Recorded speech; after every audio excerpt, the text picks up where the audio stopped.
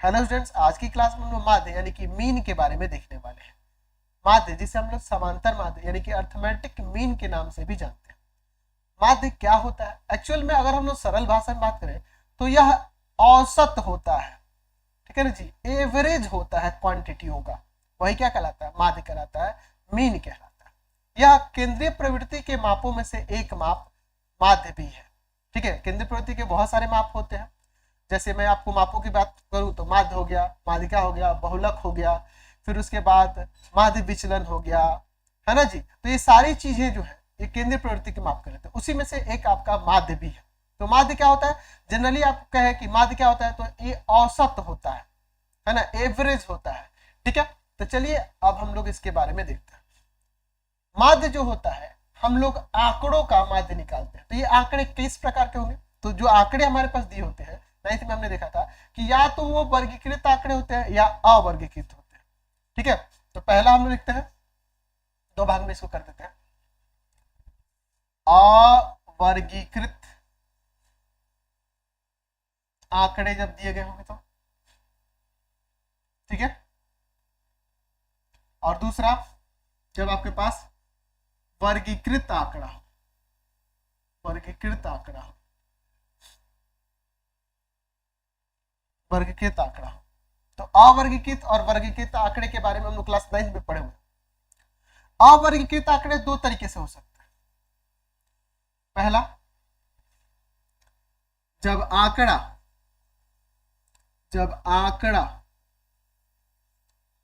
बारंबारता बंटन के रूप में ना हो। दूसरा, जब आंकड़ा बारंबारता बारंबारता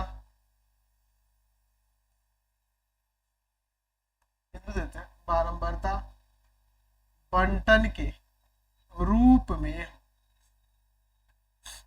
तो बारंबारता बंटन के रूप में ना हो, यानी कि खाली एक रॉ डाटा दे दिया गया हो। जैसे मैं लिख देता हूं इस तरह से, मान लीजिए x1 x2 x3 x4 ऐसे करके दे दिया हो, मान लीजिए xn, कुल n प्रेक्षण है। तो कुल n प्रेक्षण है, तो इसका माध्य कैसे निकालेंगे? तो सिंपली हम लोग क्या करेंगे, माध्य को देखिए, जनरली x के ऊपर ऐसे बार लगा देंगे, इसको ऐसे डिनोट करते हैं। तो क्या होगा, सबको जोड़ दो जितने भी है और उनकी संख्या से भाग कर दो तो माध्य निकल जाए। यानी कि सिग्मा इसे ऐसे लिख सकते हैं, x i i equal to 1 से लेके कहां तक गया है? n तक गया है। सिग्मा किसको डिनोट करता है? इनके सम, यानी कि यहाँ 1 से लेके n तक रखोगे, बीच में प्लस देते जाओगे तो ये इसको रिप्रेजेंट कर रहा है, और बटा में उनकी संख्या। तो जब आपके पास अवर्गीकृत बारंबारता बंटन दिया होगा और उसमें भी जब आंकड़ा बारंबारता बंटन के रूप में नहीं हो, अवर्गीकृत आंकड़ा दिया हो और उसमें भी जब आंकड़ा आपका बारंबारता बंटन के रूप में नहीं हो, यानी कि सिर्फ एक रॉ डाटा हो, तो माध्य निकालने के लिए ये तरीका होगा। जब आंकड़ा बारंबारता बंटन के रूप में हो, यानी कहने का मतलब, मान लेते हैं x1 x2 x3 xn प्रेक्षणों की बारंबारताएं क्रमशः f1 f2 f3 fn हो, यानी कि x1 जो हो f1 टाइम्स हो, x2 जो हो f2 टाइम्स हो। देखते हैं ना कभी कभी डाटा इस तरह से देता है, xi fi 1 2 3 4, जैसे इसमें 5 6 1 3 ऐसे कर। तो इस तरह का आंकड़ा जब दिया हो तो इसको हम लोग क्या कहते हैं? इस तरह के आंकड़े को बारंबारता बंटन के रूप में है। जब बारंबारता बंटन के रूप में होगा, यानी इस प्रकार का होगा, तो माध्य कैसे निकालेंगे? तो इस कंडीशन में माध्य के लिए हो जाएगा, इनके संगत बारंबारताओं से गुना करके योग ले लो, यानी कि f1 x1 f2 x2 f3 x3 ऐसे करके fn xn, और बटा में उनकी संख्या, यानी कि f1 plus f2 plus f3 ऐसे करके कहां तक कुल बारंबारता हम लोग लिख रहे हैं, कुल जितनी भी बारंबारता है उसको। ऊपर आप इसको ऐसे लिख सकते हो, सिग्मा आई का मान 1 से लेके n तक, और लिख देते हैं यहाँ पे एफ आई एक्स आई। 1 रखोगे तो f1 x1, 2 रखोगे तो f2 x2, सिग्मा किसको नोट करो? उनके सम को। नीचे भी उसी तरह से sigma f i i equal to 1 to n। तो हमने देखा कि जब अवर्गीकृत आंकड़े होंगे और अवर्गीकृत आंकड़ों में जब बराबरता बंटन के रूप में नहीं दिया होगा तो इस तरह से, और जब बराबरता बंटन के रूप में दिया होगा तो इस तरह से हम लोग बनाएंगे।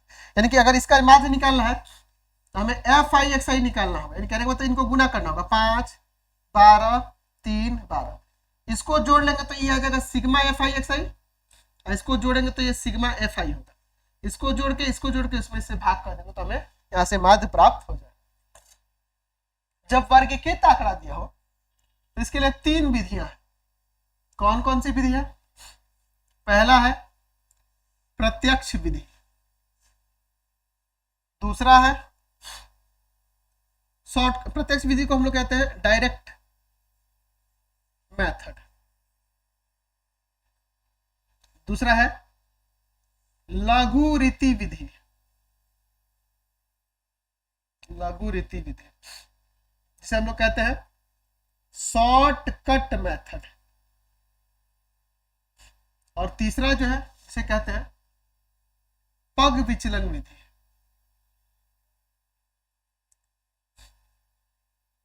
Step deviation method, deviation method. तो चलिए एक एक करके हम लोग वर्गीकृत आंकड़ों के लिए तीनों विधियों के बारे में देखते हैं कि प्रत्यक्ष विधि क्या होती है, लघु रीति विधि और पग विचलन विधि क्या होती है। इसको मैं मिटा देता हूं।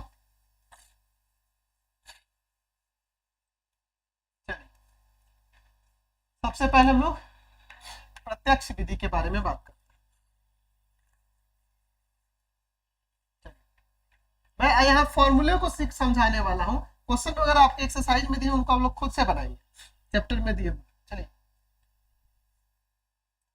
प्रत्यक्ष विधि,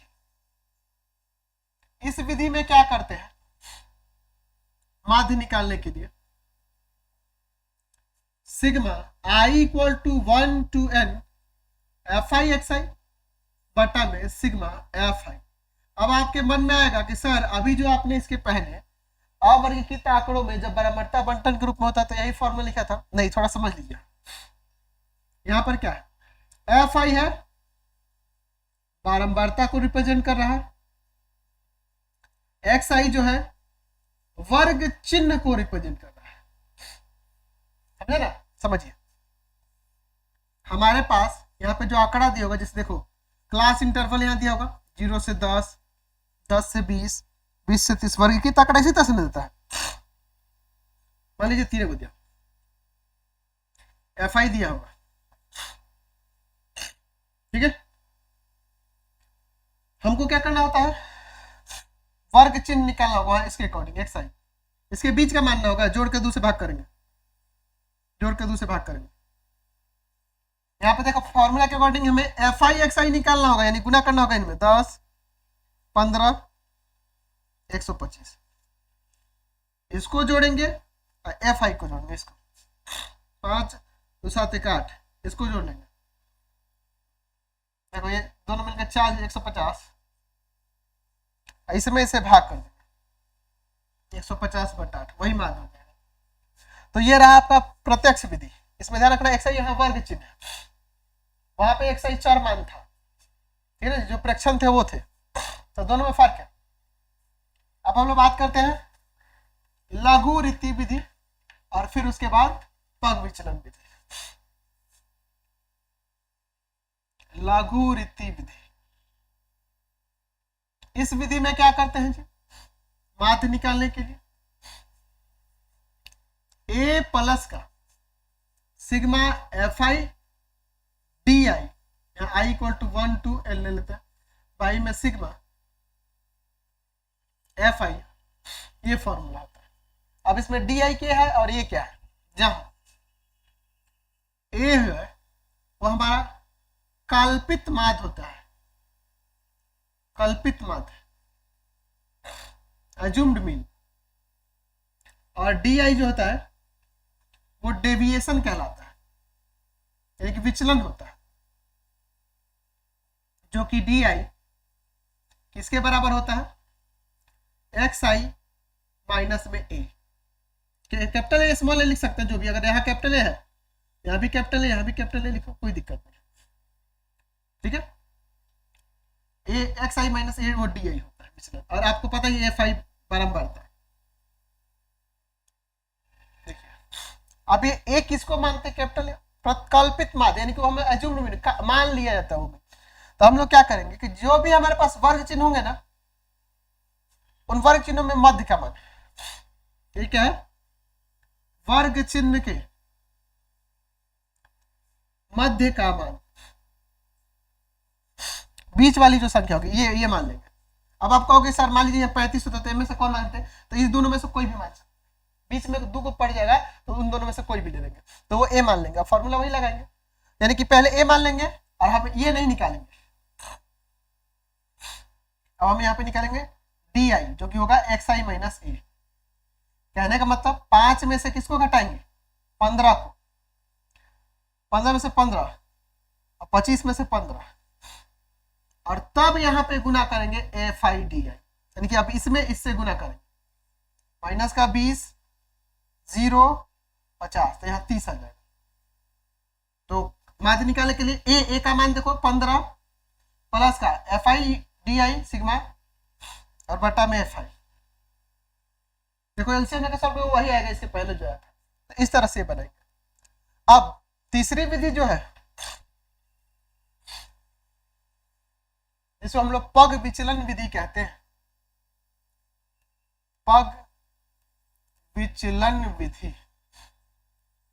तो पग विचलन विधि में माध्य निकालने के लिए हम लोग क्या करेंगे, ए प्लस का sigma f i u i equal to 1 to n sigma I equal to 1 to n F i और इंटू में एच,